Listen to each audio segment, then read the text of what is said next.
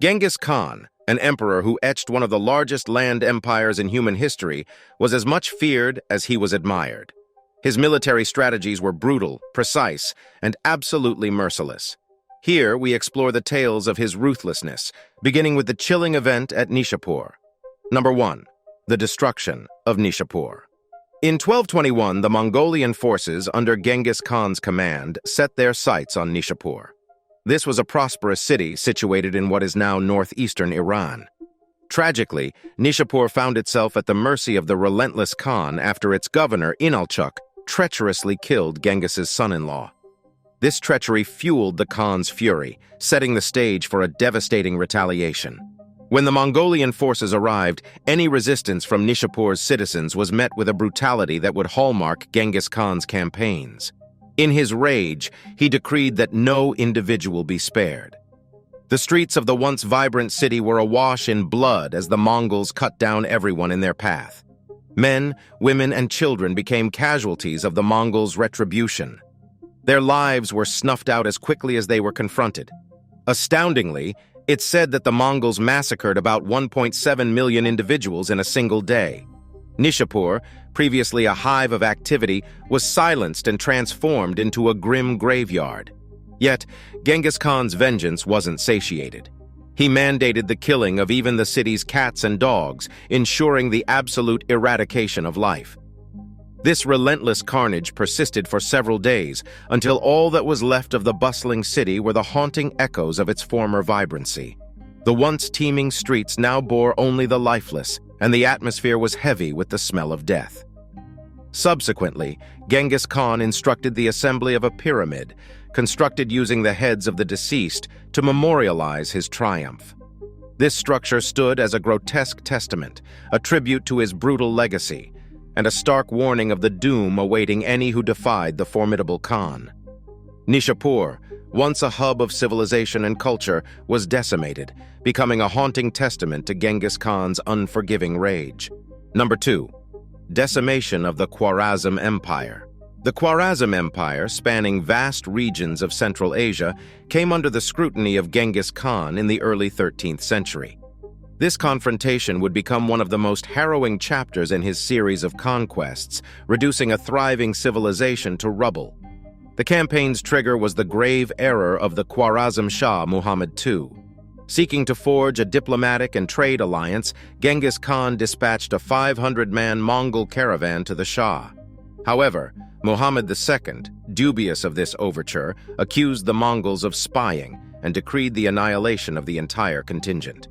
Infuriated by the assault on his emissaries, Genghis Khan proclaimed war against the Khwarezm Empire. Marshalling an estimated 200,000 Mongol soldiers, the formidable Khan launched his campaign, fueled by a thirst for retribution. The ensuing combat was both rapid and ruthless. Resisting cities felt his unyielding might. Otrar was the initial city to capitulate, where Inalchuq, the governor implicated in the Mongol caravan's massacre, resided. After its seizure, Genghis Khan meted out a grim fate to Inalchuq. Execution via molten silver poured into his eyes and ears, epitomizing his fierce vengeance. From Otrar, the Mongol tide surged through the Khwarezm Empire's core. Successive cities toppled, each enduring unspeakable cruelty. Key cities, including Bukhara, Samarkand, and Khiva, were captured and obliterated. It's recounted that the region's rivers turned scarlet from bloodshed, and once bustling marketplaces transformed into charred wastelands strewn with corpses. Civilians bore the brunt too.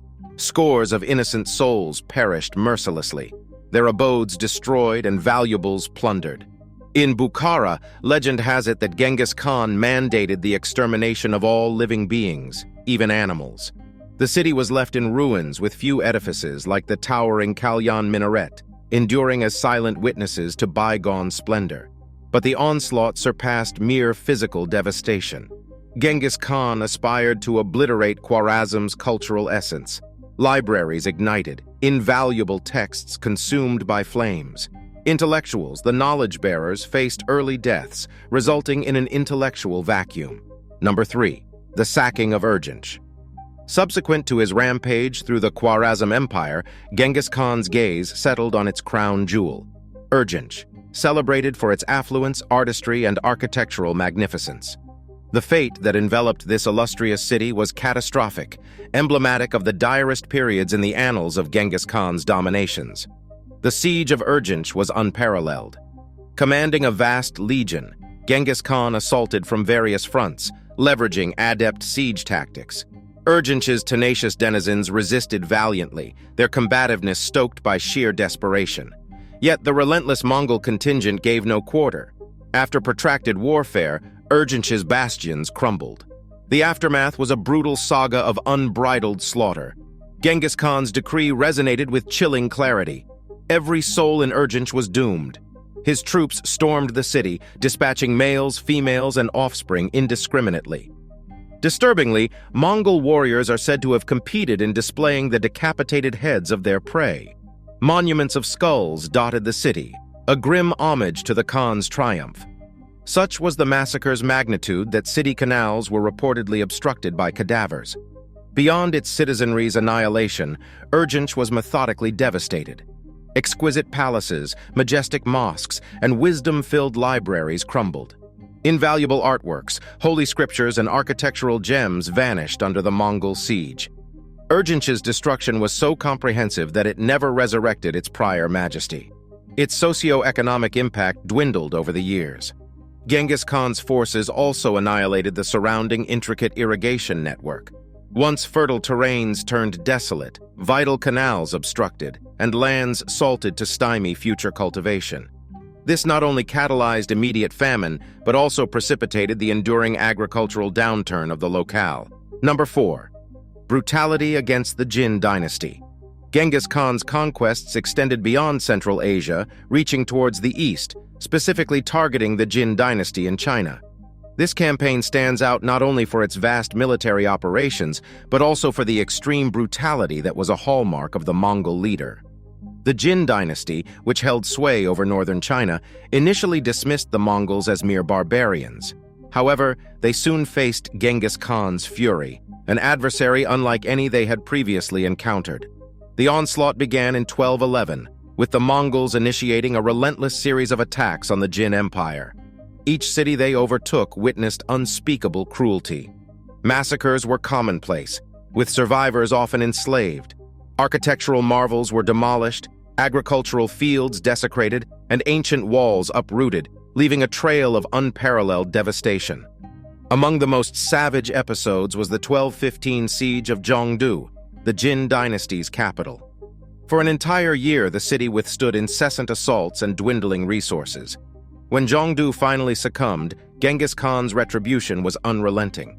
The city was plundered, incinerated, and its populace either massacred or enslaved. What once was a thriving metropolis was transformed into a desolate landscape, a haunting reminder of the Mongol Khan's wrath. The devastation Genghis Khan wrought on the Jin dynasty was even monumental by his own standards. After over 20 years of conflict, the Jin dynasty crumbled. Grand palaces, treasured libraries, and sacred temples were reduced to cinders. An advanced culture nearly eradicated, and a significant fraction of its populace annihilated. But the destruction wasn't merely physical. The Mongol forces also looted the Jin dynasty's immense wealth, significantly bolstering the Mongol Empire. Furthermore, numerous skilled artisans and craftsmen were captured and transported to Mongolia, marking a profound cultural and intellectual loss for the Jin dynasty. Genghis Khan's assault on the Jin dynasty epitomizes the extreme lengths he undertook to realize his dreams. The war's aftermath led to the eclipse of a prominent Chinese dynasty, leaving an indelible mark on China's chronicles. The fall of the Jin dynasty at Genghis Khan's hands signifies a defining episode in the Mongol conquests. It underscores Genghis Khan's unyielding quest for power and his readiness to embrace sheer violence and destruction. This savage campaign cemented his legacy as an iconic, albeit merciless, conqueror. Number 5. Use of human shields in battle. In his drive for supremacy, Genghis Khan utilized a plethora of brutal strategies. But few tactics epitomize his cruelty more than the use of human shields during combat. This approach showcased not only his military genius, but also the depth of his brutality. Human shields were frequently deployed in Genghis Khan's campaigns for dual purposes. They physically shielded Mongol warriors from enemy attacks and simultaneously played psychological warfare. Opposing forces were often hesitant to strike, fearing they would harm their kin. Typically, these shields comprised prisoners from earlier conquests. Victims, regardless of age or gender, were thrust to the front lines of the Mongol army, considered disposable assets in the grander strategy. A notable application of this method was during the Nishapur invasion. After seizing the city, Genghis Khan forced its surviving inhabitants to serve as human shields in subsequent battles. This terrifying tactic led to countless innocents perishing, tragically killed by their compatriots in desperate defense efforts. Beyond mere protection, the employment of human shields provided a psychological edge. The presence of familiar faces in the front line often induced confusion and reluctance among enemy troops, undermining their morale and unity. Coupled with the Mongols' already terrifying repute, this made them an even more formidable force. This tactic also sent a chilling message to realms yet to encounter the Mongol horde, hinting at the grim fate awaiting any resistance to Genghis Khan. By resorting to such a brutal strategy, he displayed his sheer ruthlessness and utter disregard for human life.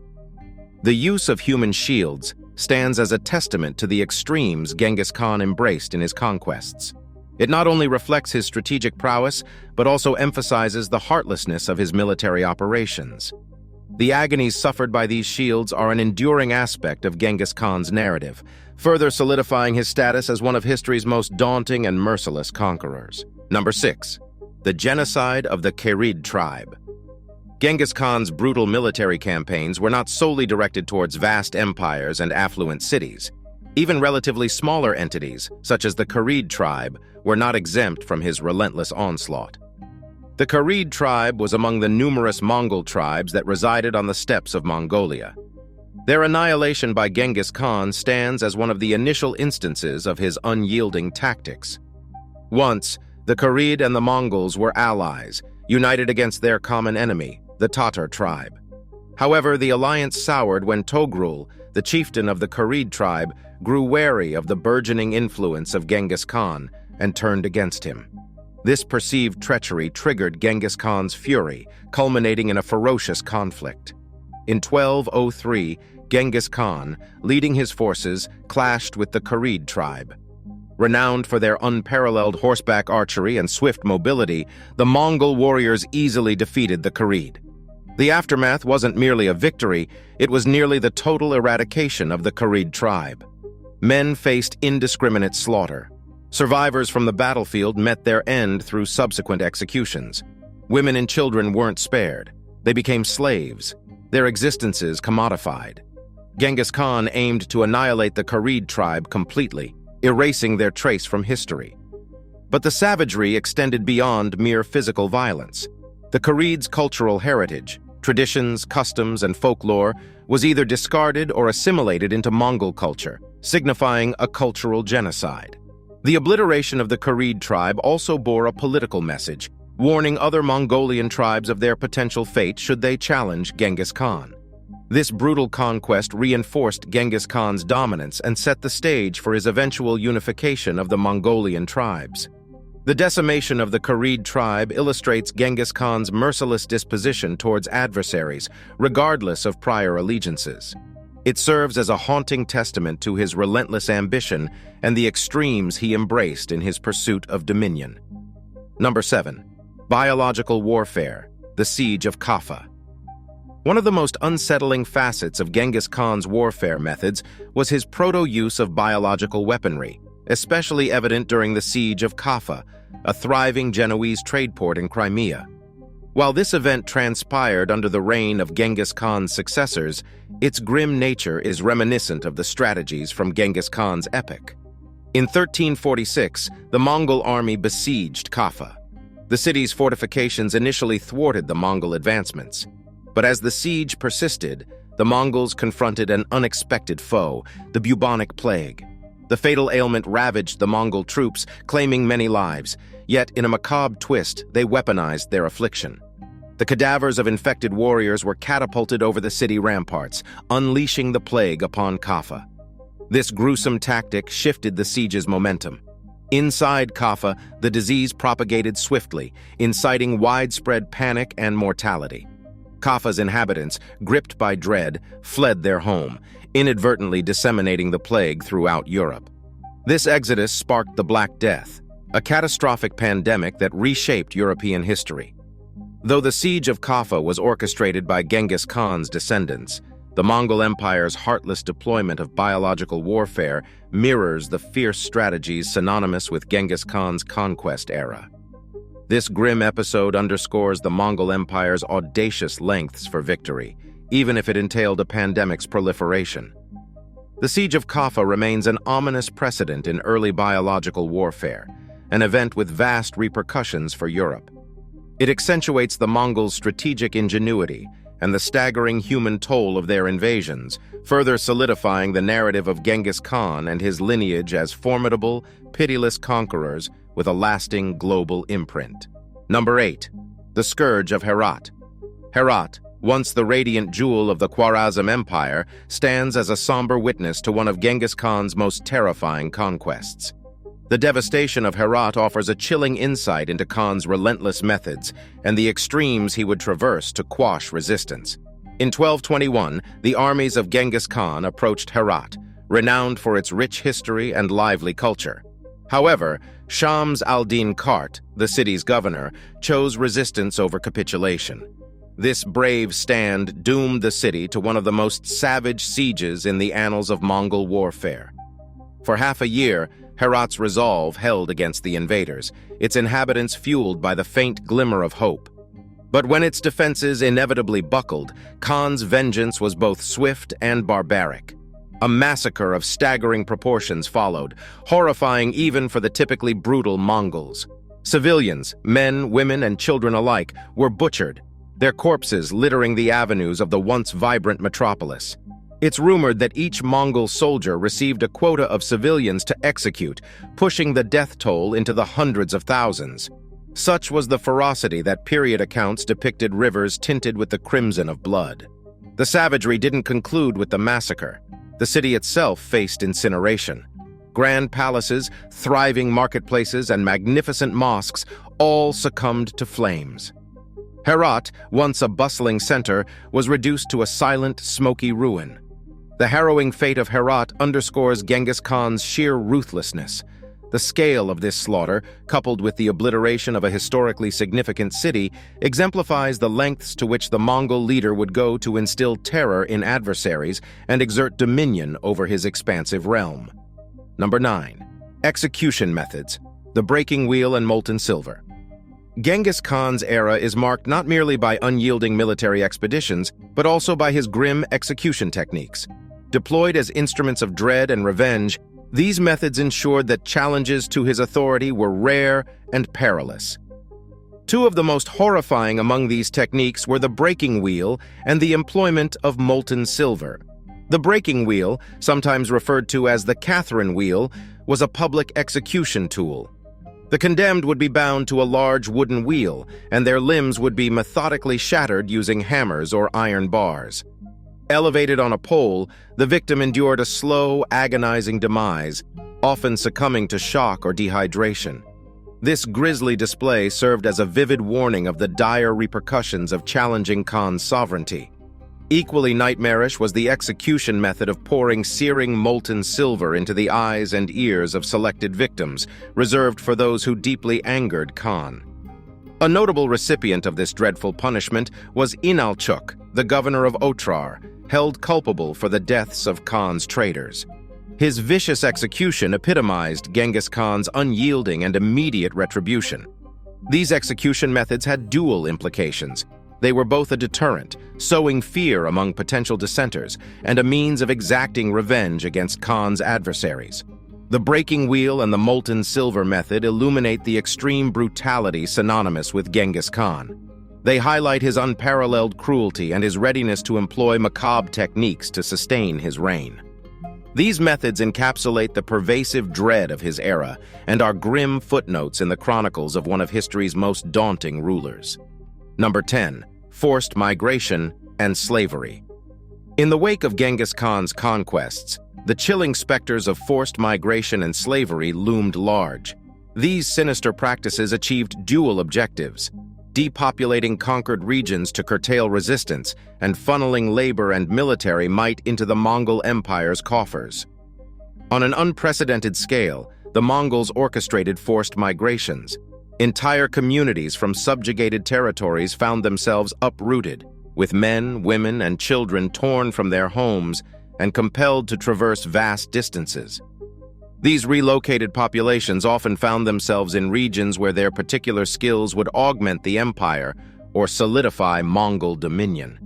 Slavery, too, was a fate met by many of these displaced souls.